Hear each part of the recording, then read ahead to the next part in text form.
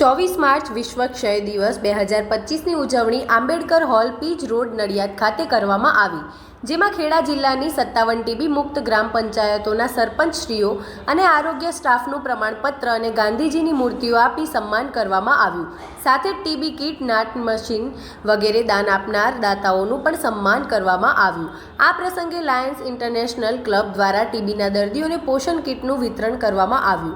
આ અવસરે જિલ્લા વિકાસ અધિકારી શ્રી જયંત કિશોરે જણાવ્યું હતું કે ટીબી મુક્ત ભારતની શરૂઆત ગ્રામીણ સ્તરે જ થઈ હતી, તેમજ આશા વર્કર, એમટીએસ કર્મચારી સહિત આરોગ્ય કેન્દ્રો તથા સરપંચશ્રીઓ દ્વારા જિલ્લાની 57 ગ્રામ પંચાયતોને ટીબી મુક્ત કરવા માટેની કામગીરીને બિરદાવી હતી અને આવનાર સમયમાં ખેડા જિલ્લાની તમામ ગ્રામ પંચાયતોને ટીબી મુક્ત કરવા સરકારી તેમજ ખાનગી સંસ્થાઓમાં સહયોગ સાથે કામગીરી કરવા અનુરોધ કર્યો હતો.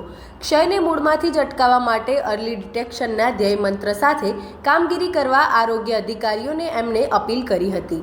મહાનગરપાલિકા કમિશનર શ્રી GS સોલંકીએ વિશ્વ ક્ષય દિવસ 2025ની થીમ yes we can end TB commit, invest and deliver મુજબ સહિયારા પ્રયાસો દ્વારા ટીબી નાબૂદી માટે કામ કરવા અપીલ કરી હતી. જિલ્લા ક્ષય અધિકારી શ્રી દિનેશ બારોટે ક્ષય રોગ વિશેની રોચક ઐતિહાસિક વિગતો આપી ક્ષય વિશેની ગેરસમજણ અને ક્ષય નિવારક ઉપાયોના મહત્વ વિશે જાણકારી આપી હતી.